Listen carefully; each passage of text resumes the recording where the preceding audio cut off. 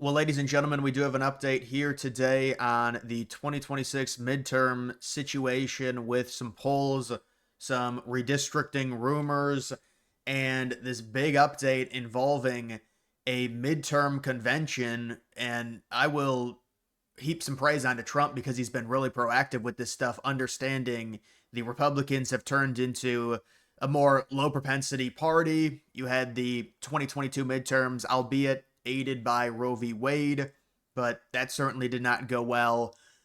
And so Trump understands that it is a very slight, simple majority in the House. The Senate should be kept, but there could even be some concern about that depending on the way in which the turnout goes ahead of the 2026 midterms. But you talk about a convention, this is to get people in that rhythm of it's an election cycle. 2026, the midterms, it's very important. We understand if the Democrats win, they will certainly stop a lot of Trump's legislation, and then they also will very likely try and talk up maybe articles of impeachment. They've already done it, but they've got very little power to actually act on it in the House or the Senate.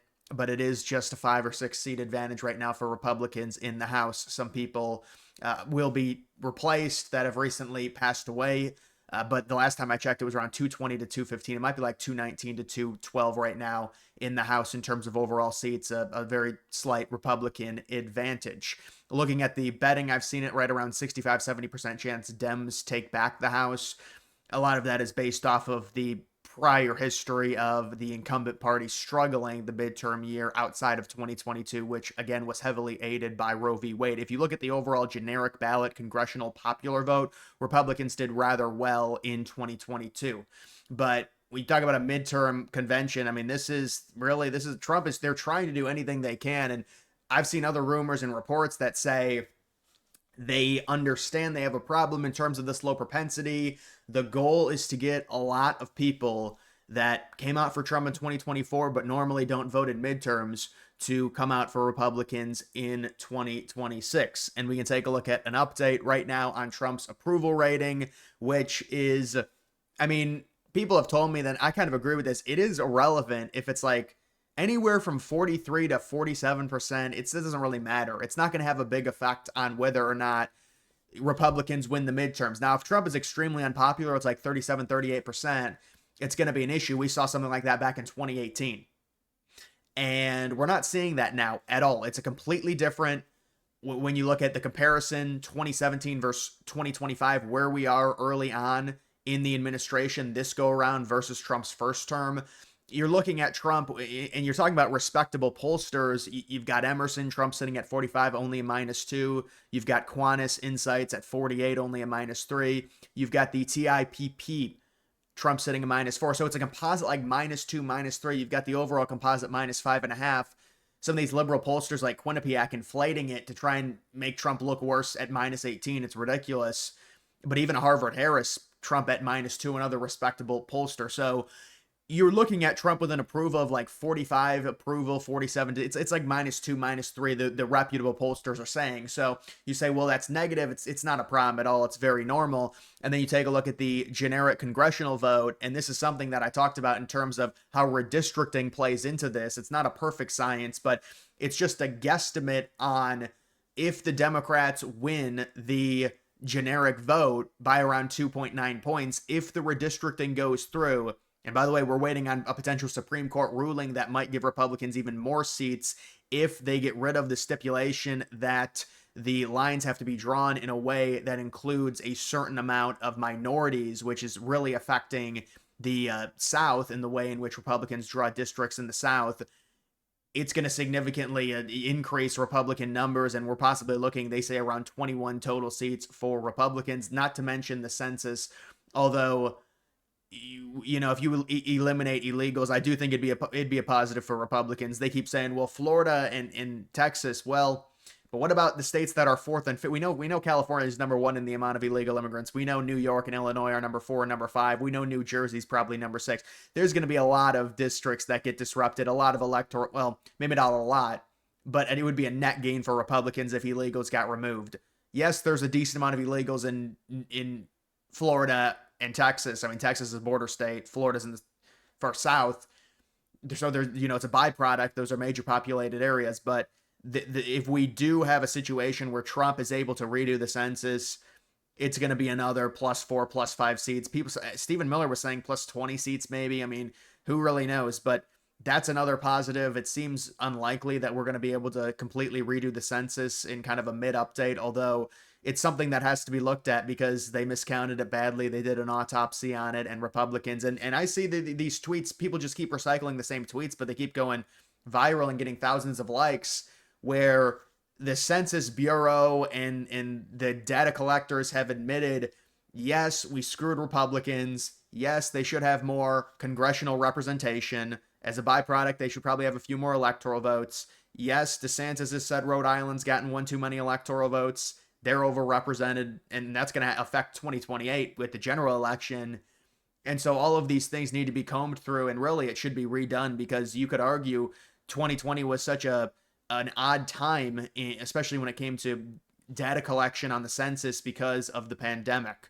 But this +2.9 is fine.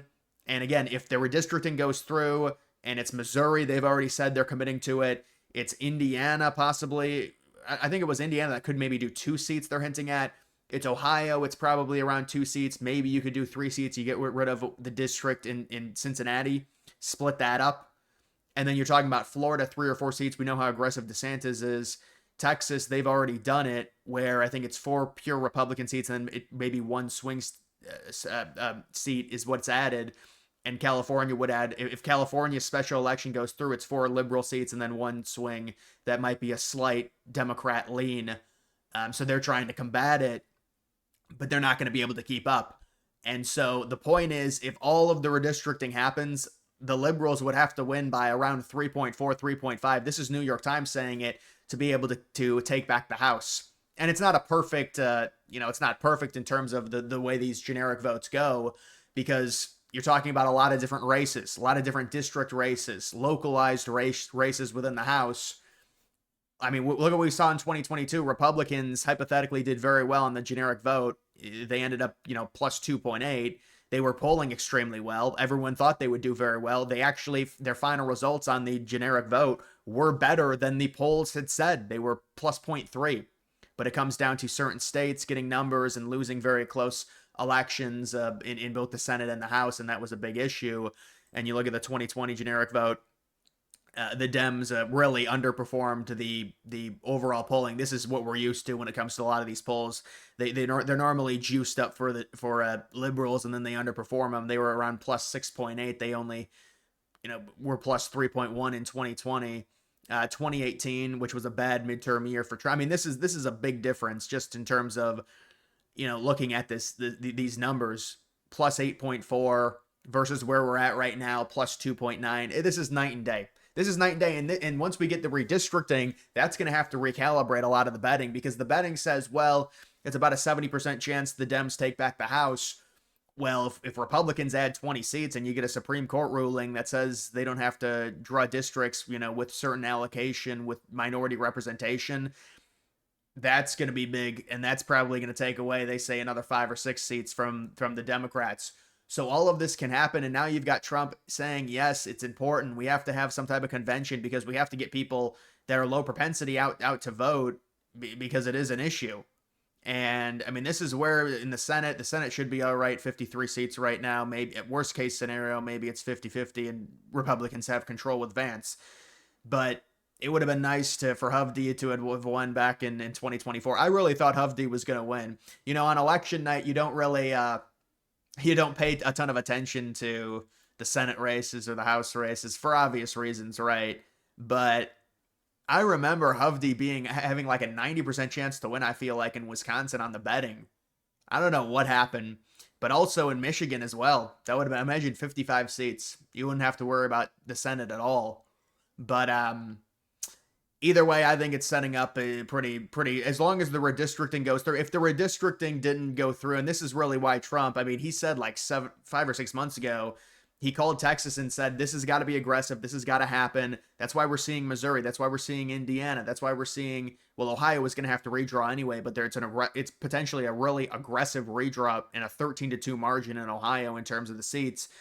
and then it's Florida. These are very aggressive redraws, and they're talking about maybe a few other Republican states as well.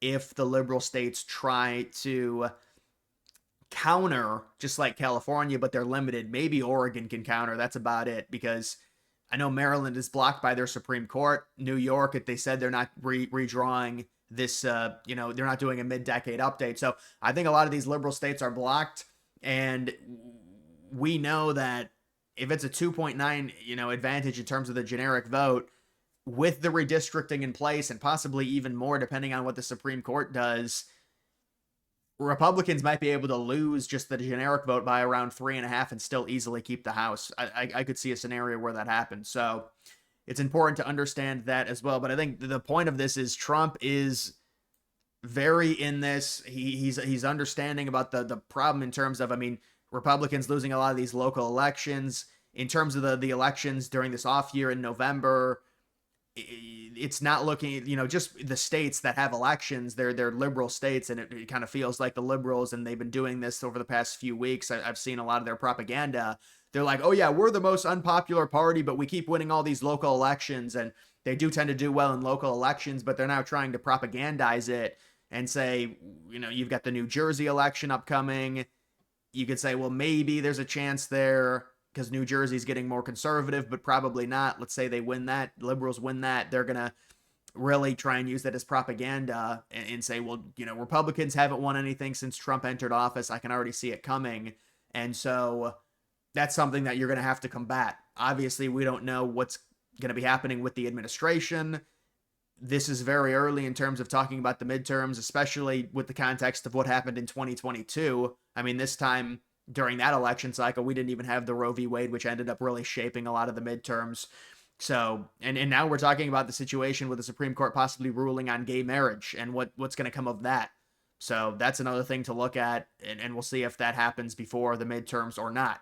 But right now, I would say you've got to be cautious about the current state of the midterms, but it does seem like Trump understands that you do have a propensity issue with the midterms, with your voter base, and that's why they're trying to break out and do some different things like the redistricting, like a midterm convention, kind of thinking outside the box, trying to get the voters engaged and really understanding that it's not every 4 years, it's every 2 years, and honestly, it's every year with a lot of these local elections, but most people don't really care. At least, hopefully, we'd think they'd care about the midterms at the bare minimum, and obviously the general election. But either way, guys, that's going to do it for this video. Make sure you like the video down below. Also, follow me on X. Link to that's always in the description.